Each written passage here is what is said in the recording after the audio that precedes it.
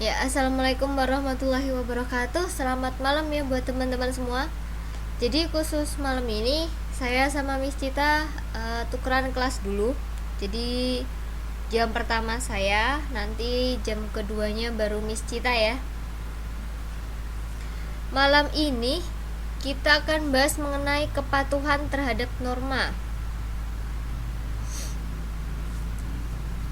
Sebelum saya lanjut, saya mau tanya nih. Norma itu apa sih? Ada yang tahu nggak?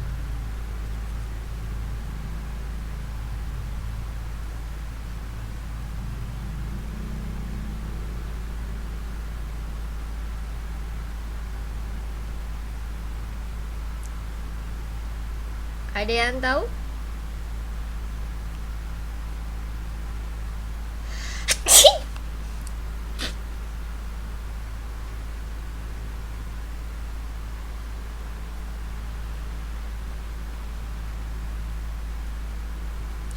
Waalaikumsalam, Mbak Selvi.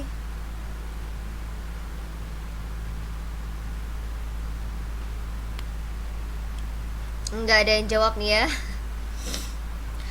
Oke, ya udah.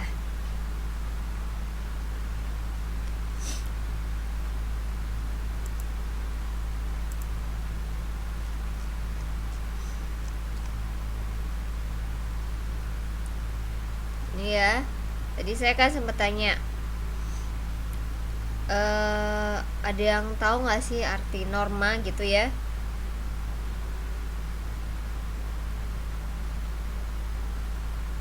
Jadi bisa kita lihat di poin ini.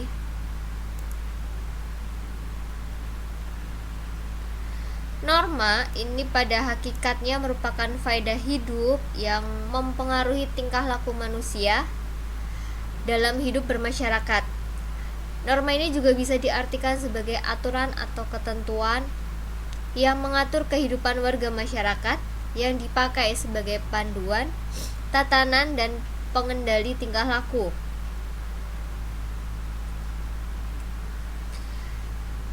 Kaidah atau norma ini yang berlaku dalam masyarakat itu kan sangat banyak dan juga mereka itu bervariasi.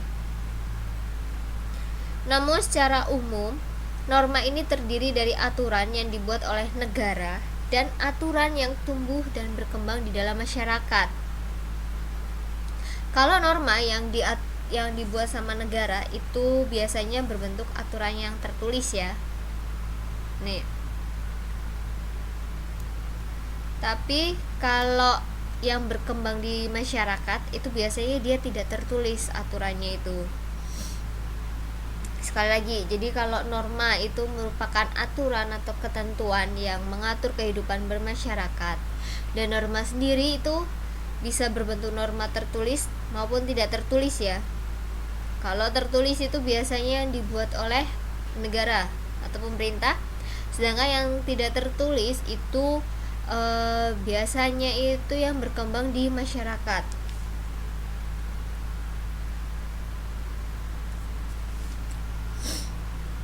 Sampai sini dulu. Sebelum masuk ke macam-macam norma, ada yang mau ditanyakan?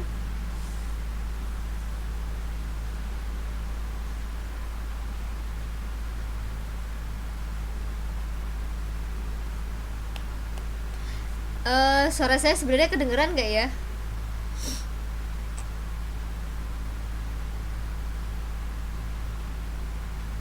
Halo?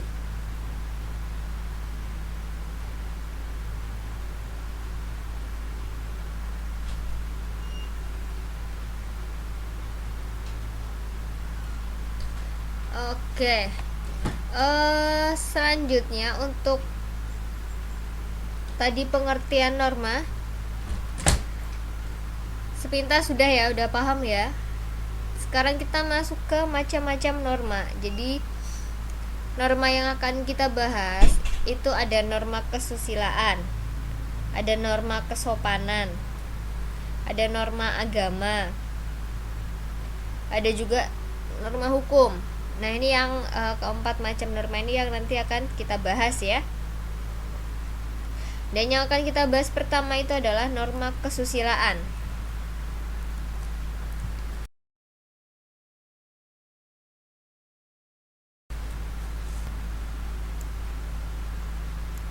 Norma kesusilaan ini adalah peraturan hidup yang bersumber dari suara hati nurani manusia. Peraturan hidup ini sehubungan dengan bisikan kalbu dan suara hati kita.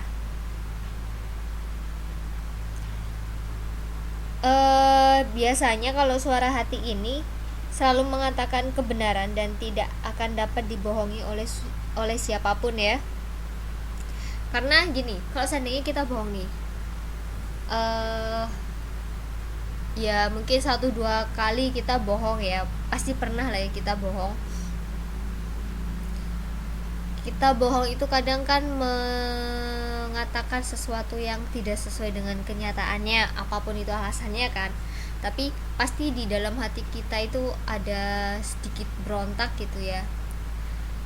Kenapa harus ngomong bohong? Kenapa nggak bilang sebenarnya saja gitu? Pasti ada kan? Karena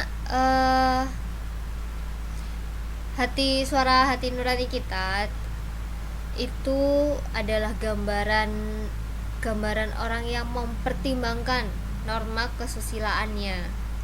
Contohnya tadi kalau dalam hal berbohong itu ya, lebih baik berkata jujur daripada kita bohong. Pasti di hati nurani kita pasti ada yang bilang gitu ya.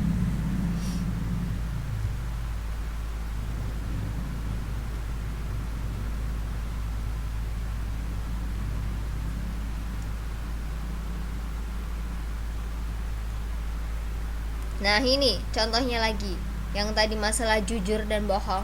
Contohnya adalah seseorang yang memiliki hati nurani itu tidak akan mungkin mengambil dompet seorang ibu yang jatuh atau tertinggal di tempat umum. Kemudian, seorang siswa yang mengikuti suara hatinya tidak mungkin menyontek ketika ulangan karena tahu menyontek itu adalah perbuatan yang salah. Pernah melakukan kegiatan ini? Menyontek saat ulangan? Atau bahkan saat UTS kemarin atau UAS kemarin, semester kemarin ya, semester ini kan belum mulai. Semester kemarin ada yang pernah nyontek, tanya temennya, walaupun jauh tapi WhatsAppan, BBM-an gitu lainan, ada yang pernah. Kalau yang sekarang, kalau yang dulu mungkin pernah ya, saya aja pernah. Kayak sekarang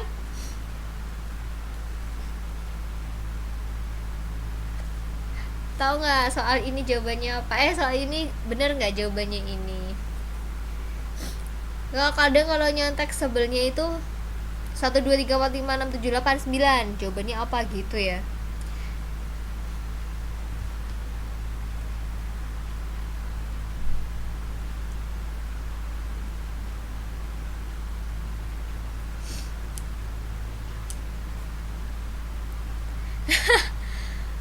Mbak Putri mengakui ya.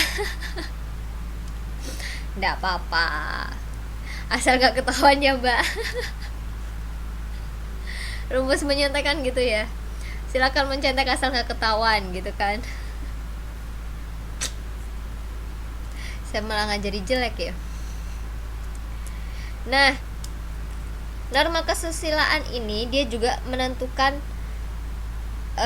perilaku baik buruknya kita, juga menciptakan ketertiban dalam hubungan antar manusia. Tadi sudah dibahas, norma susila ini kan berasal dari hati nurani. Jadi kalau kita melanggar norma tersebut, itu yang akan timbul atau efeknya itu adalah perasaan penyesalan, perasaan bersalah kita. Perasaan bersalah karena kita telah melanggar norma tersebut, itu kalau norma kesusilaan. Beda dengan nanti kalau kita bahas tentang norma hukum gitu ya. Nah, itu akan berbeda dari norma kesusilaan juga.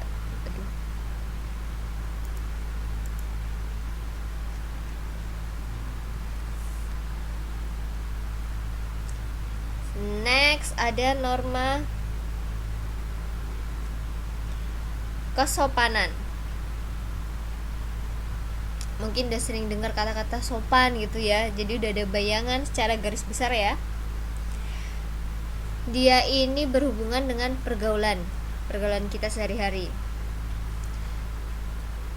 Kalau norma kesusilaan dia bersumber dari hati nurani, norma kesopanan ia bersumber dari tata kehidupan atau budaya yang biasanya itu berupa kebiasaan-kebiasaan masyarakat dalam mengatur kehidupan kelompoknya. Itu sumber dari norma kesopanan.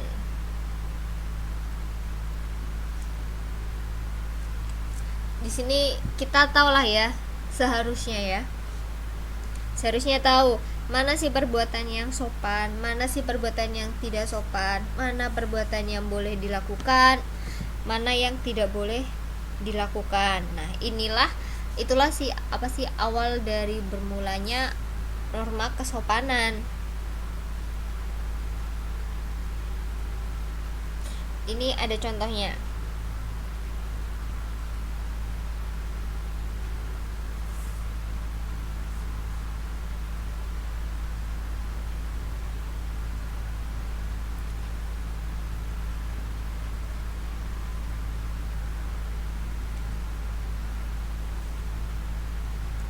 Contohnya itu kalau seandainya kita perhatikan 2 orang anak kecil yang belum pernah bermain A, melihat teman-temannya yang lebih besar bermain A,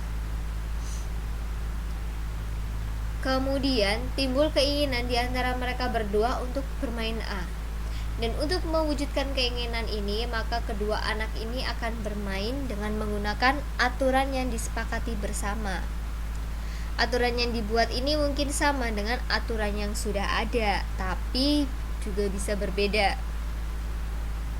Bagi kedua anak tersebut, aturan yang telah disepakati ini merupakan benar untuk mereka berdua, walaupun bagi kelompok lain itu kurang tepat. Nah, ini salah satu contoh dari norma kesopanan ya.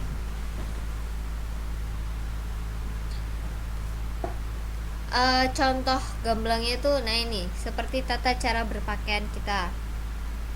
Menurut istilahnya, kalau seandainya kita di suatu kelompok, menurut kelompok kita cara berpakaian kita itu sudah rapi dan sesuai. Tapi kalau menurut orang-orang lain belum tentu seperti itu, ya kan? Kemudian tata cara berbicara kita bicara seperti ini pakai bahasa Jawa gitu nggak apa-apa, tapi kalau kita di luar dengan orang yang lebih tua bahasa Jawa agak kasar gitu ngoko kan kurang sopan. Nah, itu yang dimaksud dengan contoh norma kesopanan.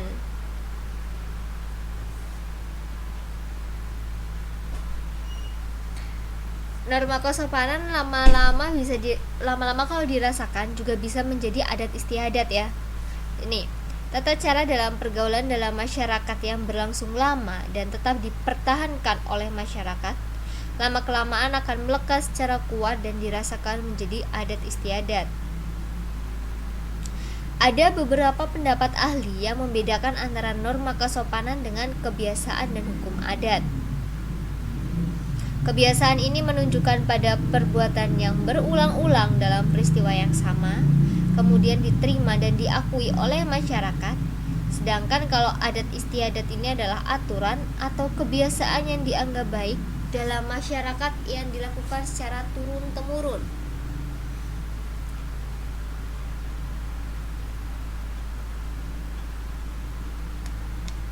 Jadi kalau kesopanan karena kebiasaannya kita ya, perbuatan yang kita lakukan secara berulang-ulang terus.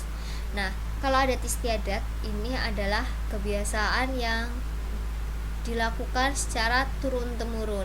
Nah, itu yang membedakan antara adat istiadat dan kebiasaan.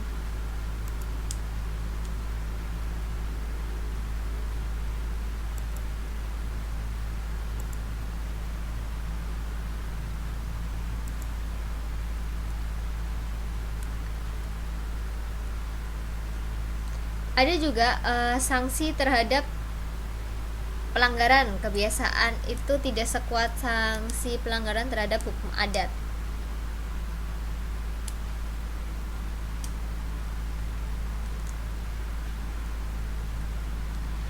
Kalaupun contohnya ini ya, kalau untuk antara kebiasaan dan hukum adat. Jadi kalau kita pulang kampung saat lebaran, Natal atau hari besar, ini merupakan kebiasaan sebagian besar masyarakat kita.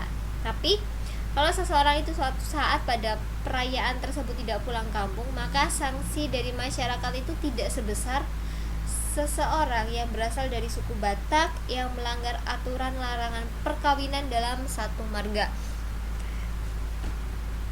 Nah, ini yang membedakan sanksi antar kebiasaan dan juga hukum adat. Beda juga sanksi terhadap pelanggaran dari norma kesopanan. Kalau tadi kesusilaan, norma kesusilaan itu sanksinya itu adalah rasa penyesalan. Kalau untuk norma kesopanan, dia berupa pengucilan, cemoohan, atau bahkan tidak disenangi oleh masyarakat sekitar. Jadi kalau untuk norma kesopanan, dia sanksinya itu berasal dari luar diri kita. Kalau kesusilaan kan tadi berasal dari dalam diri kita ya. Dan yang menjadi catatan, lemah kuatnya sanksi dari masyarakat itu dipengaruhi oleh kuat atau tidaknya norma kesopanan tersebut di dalam masyarakat. Nah, ini nggak tahu nih sekarang masih banyak yang melakukan ini apa enggak ya. Jadi kalau dulu kan kita diajarin nih, kalau kita jalan di depan orang yang tua, lebih tua dari kita atau lebih sepuh gitu, kita agak membungkukkan badan gitu ya, sambil bilang permisi gitu kan ya. Itu kan sopan. Tapi kalau seandainya masih bicara yang dulu ya, tapi kalau dulu kita di depan orang tua atau orang sepuh gitu nggak membungkuk, itu pasti akan mendapat teguran kan. Nah, nggak tahu nih kalau anak-anak zaman sekarang kayak gimana. Masih mungkin ya, hanya beberapa yang menerapkan ini.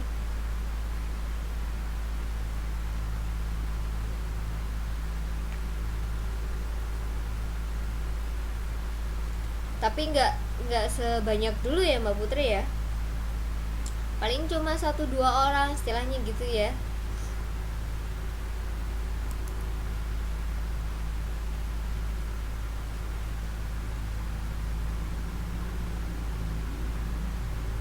Ada lagi yang bisa ngasih contoh untuk norma kesopanan yang sekiranya kayak yang tadi, kita jalan di depan orang tua itu, kalau dulu itu kan disuruh membungkukkan badan atau sambil bilang permisi gitu kan kalau sekarang jarang. Kalau sekarang contoh yang hampir sama seperti itu yang dulu sering banget dilakukan tapi sekarang jarang untuk norma kesopanan, ada yang tahu? Ada yang bisa ngasih sampel?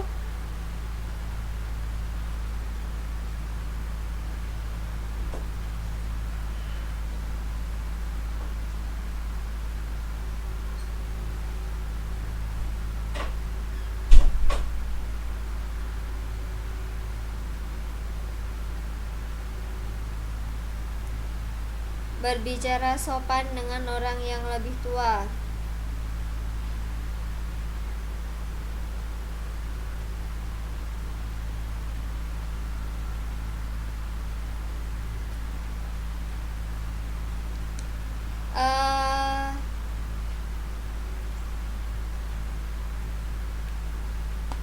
Iya, kalau sekarang juga udah jarang ya. Apalagi kalau istilahnya kalau kita di Jawa lebih bosok gitu ya. Udah jarang ya itu ya.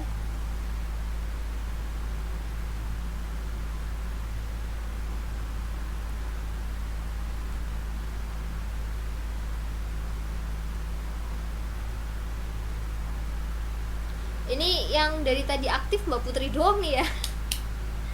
Yang lainnya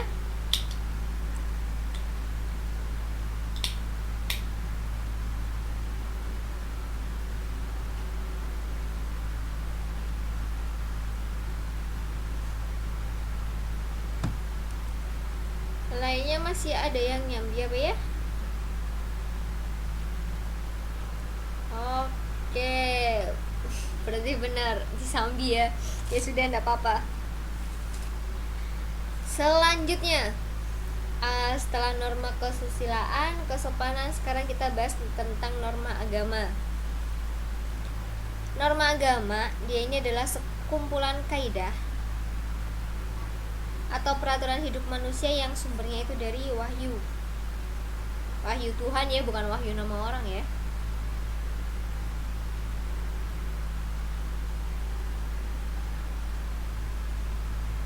Oke Mbak Tuti, santai aja Mbak.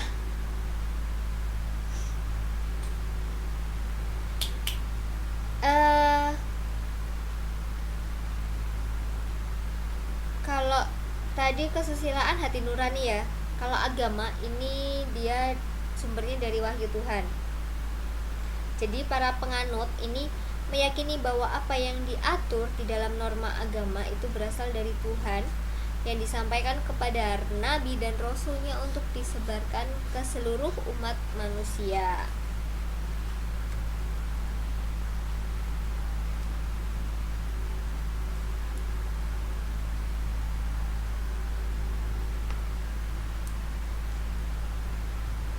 Dan kalau seandainya pemahaman akan sumber norma agama yang berasal dari Tuhan membuat manusia itu berusaha mengendalikan sikap dan perilaku dalam hidup serta kehidupannya.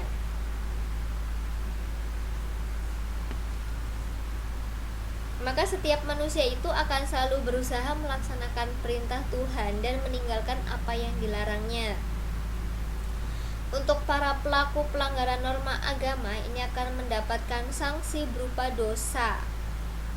Sanksi ini juga dapat dirasakan di dunia, seperti kalau kita mencuri, ini kan dia melanggar norma dua sekaligus ya, yaitu norma agama dan norma hukum. Maka nanti dia selain mendapat dosa, dia juga mendapat sanksi langsung di penjara ya.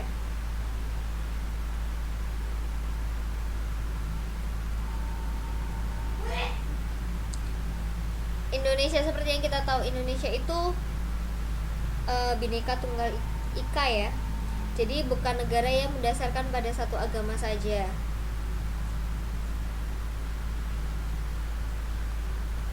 Norma agama yang ada di Indonesia itu juga tergantung pada agama yang dianutnya.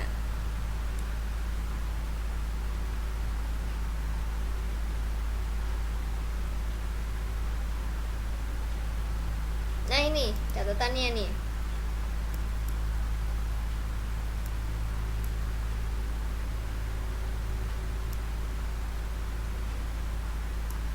Norma agama dalam pelaksanaannya itu tidak hanya mengatur hubungan manusia dengan Tuhan saja, tapi juga mengatur bagaimana hubungan manusia dengan sesama manusia gitu ya, atau sesama makhluk ciptaannya atau makhluk hidup lainnya seperti tumbuhan dan hewan. Itu kan juga ya, manusia sebagai makhluk ciptaan Tuhan ini kan dilengkapi dengan akal dan juga pikiran. Jadi dengan akal ini kita diberi tanggung jawab untuk tidak hanya memanfaatkan alam, tapi juga harus memelihara dan juga melestarikannya. Di sini manusia juga dituntut untuk menciptakan kebaikan dan kebahagiaan dengan sesama manusia.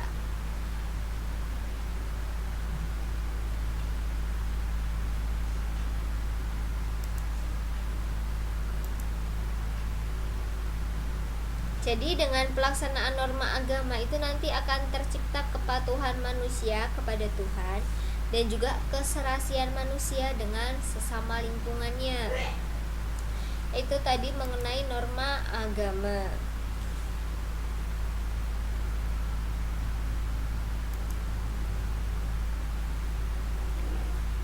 Sampai di sini dulu, ada yang mau ditanyakan?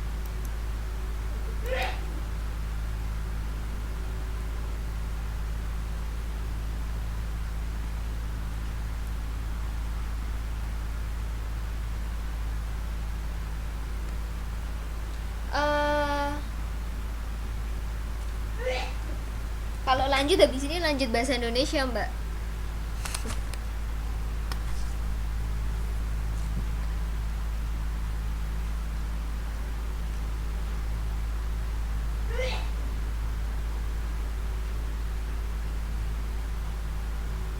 Oh, iya Mbak. Waktu kita tinggal 3 menit lagi, Mbak. Kitab umat Hindu itu setahu saya ini, Mbak, Veda ini. Eh, kok Veda? Apa sih namanya?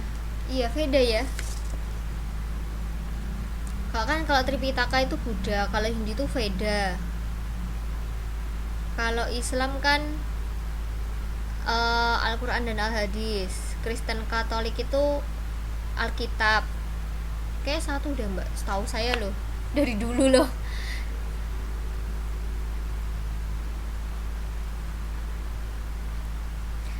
Gimana Mbak Ningsih?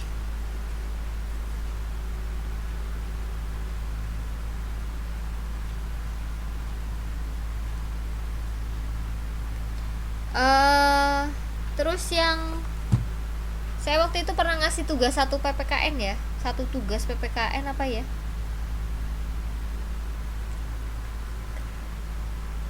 Ada yang belum mengumpulkan nggak sih?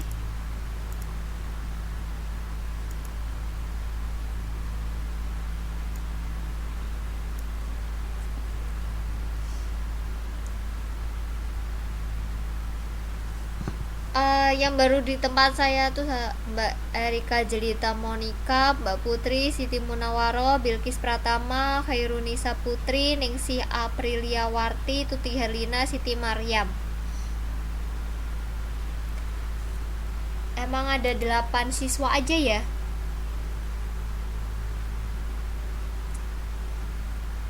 Mbak Putri, Mbak Tuti Herlina, Mbak Munawaro, Mbak Siti Maryam, Mbak Ningsih tadi ada nggak sih?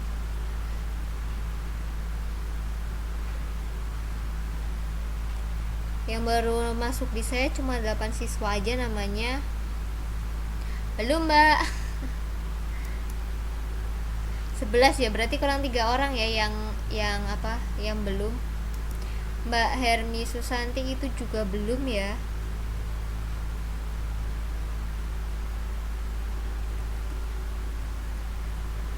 Kalau mau ngirim tugas tolong dibiasakan di email aja ya.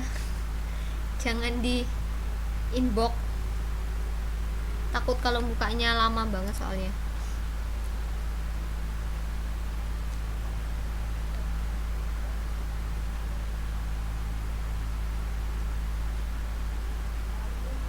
Oke. Nanti tolong sampaikan ke teman-teman yang belum mengumpulkan ya, tolong segera mengumpulkan tugasnya. Masih ada 3 siswa yang belum. Dan sebentar lagi silakan langsung masuk ke kelasnya Miss Cita. Jangan lupa buka linknya dulu ya. Terima kasih untuk kehadiran teman-teman semua. Mohon maaf kalau ada penyampaian dari saya yang kurang berkenan. Selamat malam, selamat beristirahat. Beristirahatnya nanti ya. Selamat malam, selamat belajar kembali bersama Miss Cita. Assalamualaikum warahmatullahi wabarakatuh.